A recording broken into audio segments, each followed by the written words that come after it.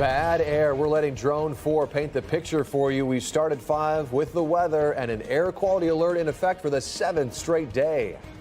Now to live pictures from our Southfield sky cam. On a good day, you'd be able to clearly see the Detroit skyline. Right now, you can kind of just see the outline of it there. And this is a big picture look at what's causing it. This is the Earth map from air quality tracking site IQ Air. And you can clearly see it's all coming from Canada and then flowing down into the Midwest. This is all getting pretty old, especially for folks who have breathing issues. Thanks for joining us at 5. I'm Ty Steele. I'm Kimberly Gill. Let's start things off with forewarned meteorologist Brian Sherman. He's in for Kim Adams tonight. Hi, Brian. This is getting unbearable. I've got asthma and I've had lots of problems the past 3 to 4 days. But how about some good news? I am looking at some improving conditions as we go throughout the next couple of days. Our air quality alert continues for the entire state of Michigan until midnight tonight. Then it will be in effect in the northern portions of the state heading into the day on Wednesday. So for today, our air quality index remaining in the unhealthy for sensitive groups range, and I am expecting that gradual improvement as we go throughout the next 2 to 3 days. 81 degrees here in Detroit, sunshine, a little cloud cover with that southeast wind at about 5 miles an hour, helping to mix in some of that smoke. But Exact Track 40 radar also tracking one of those isolated showers we were talking about yesterday with the interaction of the land and lake breeze coming off the lake. If you're in Romeo in Macomb County, you're getting a little bit of a dousing right now. The only game in town for rain showers. I do think just about everybody will stay dry as we go throughout the evening hours tonight. 80s by 6 o'clock tonight. We drop into the 70s by midnight tonight.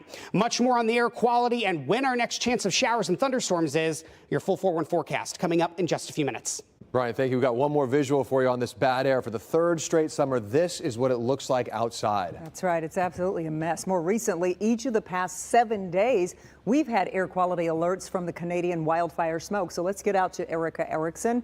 She's live tonight. And Erica, this really has turned into a big problem with no easy fix. That's right, and it's summer here in downtown Detroit, so what do people want to do? They want to be outside. The problem, well, of course, that air. So we've talked to a lot of people today who, of course, have to stay inside to avoid coming out here, and if they do, they're masking up.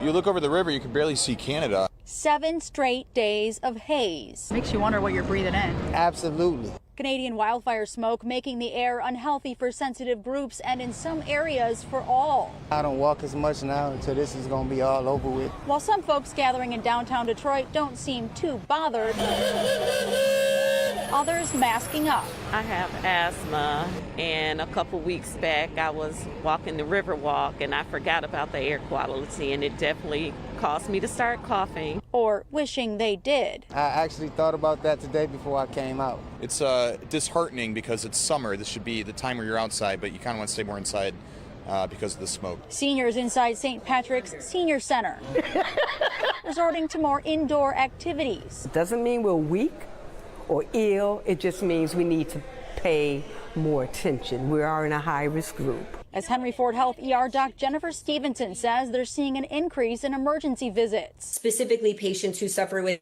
asthma and COPD have been particularly challenged by the poor air quality. She says, just like you do with the weather, keep an eye on that air quality index. Especially when that air quality index is over 150, stay inside. That's right, stay inside, keep those masks handy if you need them.